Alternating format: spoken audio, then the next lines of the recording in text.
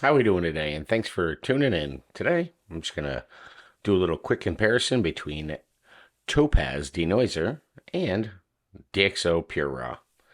I use both softwares. They both work very well, but I've never actually compared them side by side to see which one would actually work, I don't know, better. So what I have here is a bunch of different pictures, all different models of camera, different levels of ISO, all high ISO, you can see. So I'm going to go ahead and I'm going to start with the DXO PureRaw. So just go ahead and it's really easy to use this software. They're all pretty much, once you've installed them, you select the pictures you want to send to the particular program.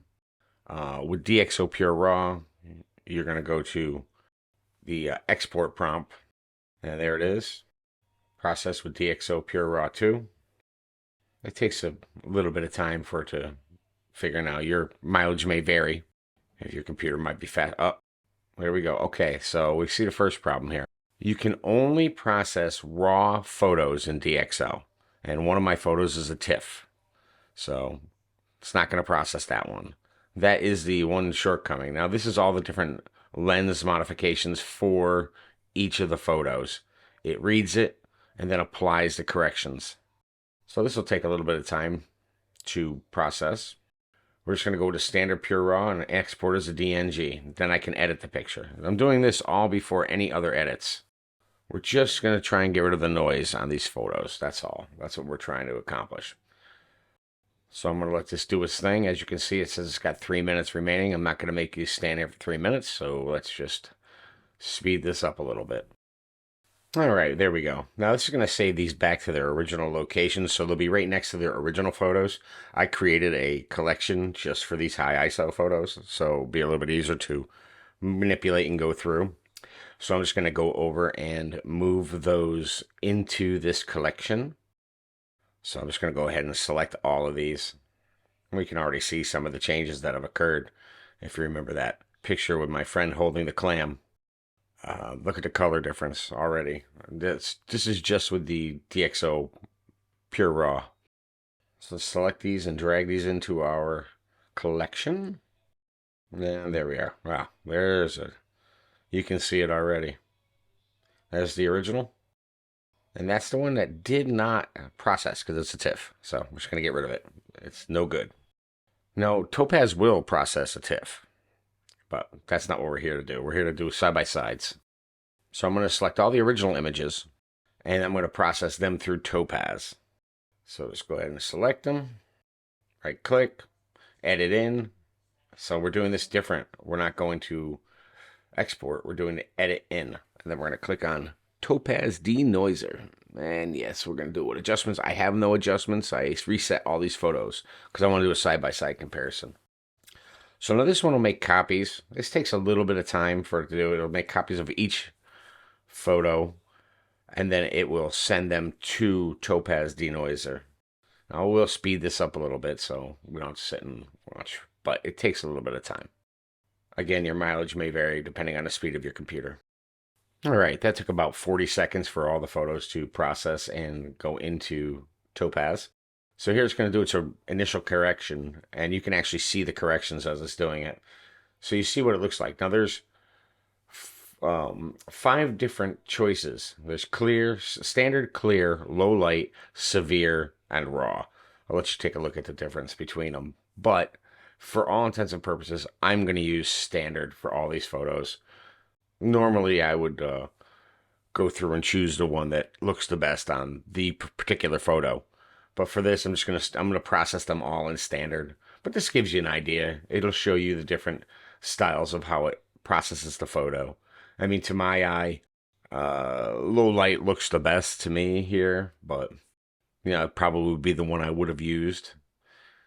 But like I say, for all intents and purposes, we're just gonna go with standard for all of them. So you see in the green bar in the corner, it's all processed. There you go. The original is on the left. I'm going to select all the photos, and I'm just going to process them all. So now this is going to take some time. It gives you a little countdown of how long it takes for each photo. I'm not going to torture you with this, so we're going to speed this up right now. All right, so that approximately took about 2 minutes around that for that to process those 9 photos. So not too bad. Again, I haven't restarted my computer in a little while. I probably should have. Anyway, let's do a little comparison view, a little X and Y view between the Topaz photo and the DxO photo and see if we can see the difference. I'm not going to look at the original right now. We'll look at that at the end as opposed to a few of the photos. But this is what we're really interested in. Okay, now right off the bat, you can see that DxO actually did a little bit of correction on the white balance too. The Topaz did not. So we're just going to go ahead and do a little white balance correction on this Topaz one. Just a quick one, a little auto there. Good enough. Just so it's not glaring between the two. All right. So we can tell that this one is the Topaz on the left. And on the right is the DxO. Now, right off the bat, you can see that the DxO does have slightly more noise in it. But you'll also notice that it has slightly more detail also. So I think that's one thing I did notice. Some photos look better with just the DxO with a higher detail in them. The Topaz does tend to muddy the picture up a little bit. Let's go ahead and look at my mom's cat, Sammy, and see what we got here. Now you can definitely see the detail difference. On the left, you have DxO, and on the right, you have Topaz. You can see right up there, it gets a little muddy. But I mean, there's no hardly any noise in there. But again, the detail is less on the Topaz. I think we see a pattern forming here. Now you can do additional noise correction inside of Lightroom after you've run it through DxO PureRaw. Maybe not get this level of mudding. And in Topaz, to be fair, you can go and set the level of noise removal you want. So you don't have to use the highest level of removal. But they do just have standard corrections. So on the left, again, DxO. On the right, Topaz. And again, we're seeing more detail in the DxO. Slightly less detail in the Topaz. Now, you can gain back detail in Topaz, or you can take some of that noise away from DxO. I think either one, they're both doing a good job. I wouldn't be unhappy with either one of these photos. I could definitely work with them. It's a good place to start, considering this was quite a high ISO picture. I think this one is ISO 16,000. Yes, it's an ISO 16,000 picture. So I know I can develop this and get more detail in it and be happy with the photo. So here we go, ISO 6400 on a Canon. And on the left, we have DxO, and on the right, we have Topaz. And again, I think we're seeing the exact same thing. We're seeing less detail on the Topaz, more detail on the DxO, but more noise on the DxO. I think we're seeing a lot of the same results here. Let me move on to the next photo. So here we got a little raccoon. Again, DxO left, Topaz right. And we're seeing the same. A little more detail in the DxO, a little less detail in the Topaz. But I think I'd be happy with either again. All right, and here we go. There's a little leave. Looks like this time on the left we have Topaz, and on the right we have DxO. And we're staying very consistent. Definitely a lot less detail on the Topaz, a lot more detail on the DxO. All right. Let's move along to the next image. The next image is a Olympus photo. And this one is shot at 25,600, so that's a pretty high ISO. And on the left, we have DxO, and on the right, we have Topaz. On the chicken's head, I don't know, they both look pretty good. Obviously, there's, again, more detail in the DxO and a little less detail in the Topaz. You can see the background is more noisy. Ooh, artifacts. Now that is on the Topaz one, and I don't like that. That's pretty ugly. Artifacting. You're not seeing that so much on the DXO. So in this case, I mean that's pretty bad. But you're seeing some color noise down here in the corner. Now remember, this was 25,600, so you could probably do more manual work to this and get it to actually look better. These are just an auto on both DXO and Topaz, and that's what you ended up with 25,600. Let's take a look at our little froggy here. He was taken at 6400 ISO. And let's see. DXO on the left, Topaz on the right. And again, more detail on the DXO. A little less detail on the Topaz, but in this case, it's pretty close on these. It's pretty close. Little tonal differences, but overall, yeah, a little more noise in the DXO. And again, a little more detail. And our last subject is 6400 ISO, and this is on a Canon photo. And let's take a look and see what we got here. Ooh, well, it's definitely a little overexposed. And again, that DXO still showing some noise in it. Let's take the exposure down a little bit on these.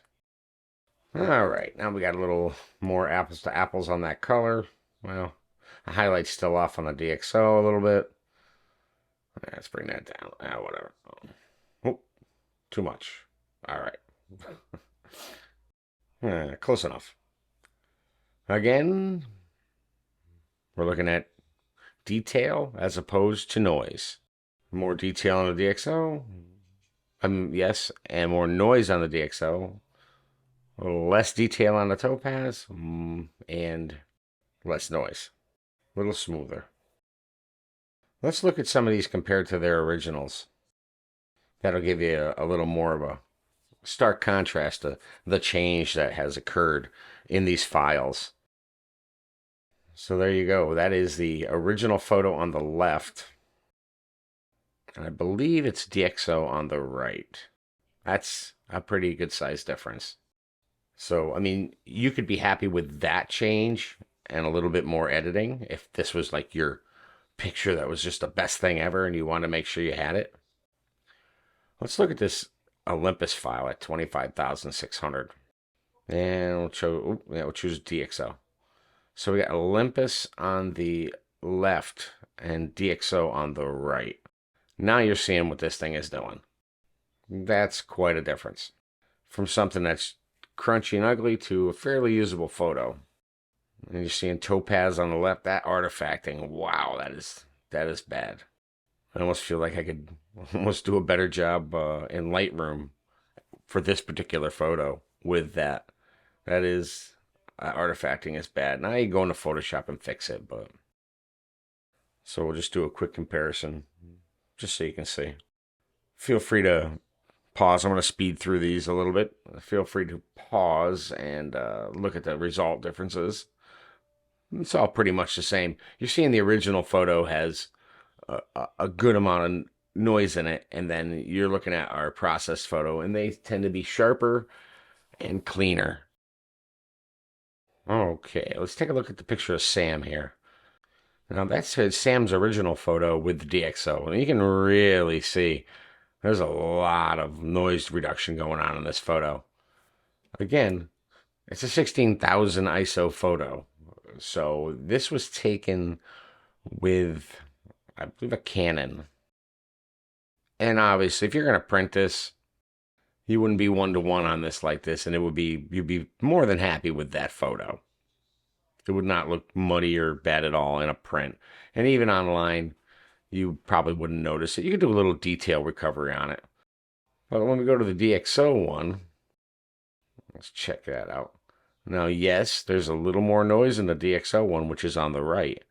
But when you compare it to the original, that is a pretty good difference.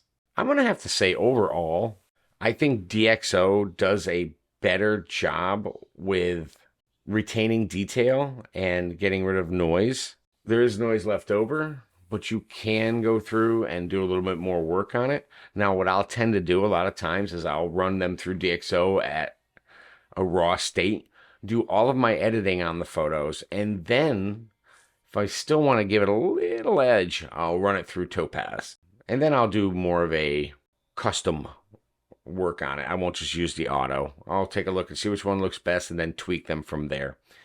Again, depending on your computer and your style and your photo, your mileage may vary. This just gives you an idea of what these softwares can do. They truly are magical, and they can save your photo for you. I shoot with Micro Four Thirds, and sometimes I do have to shoot at a high ISO number, and I never worry to do that because I know I can recover the photos, and it's very hard to tell that they were shot at a high ISO. So definitely a lifesaver, and the programs aren't super expensive, so I say they're definitely worth having in your arsenal. If you have Lightroom, or if you have another editor and you want to do good noise editing, I would say either one would be fine. I'm happy with both, and I do use both. But I had never done a comparison between the both, so now I have. If you have any questions, please feel free to leave them down in the comment section. And yeah, that's about it. Like and subscribe, that'd be great. Can't forget that. And yeah, that's pretty much it. Y'all have a great day. And we'll see you in the next video.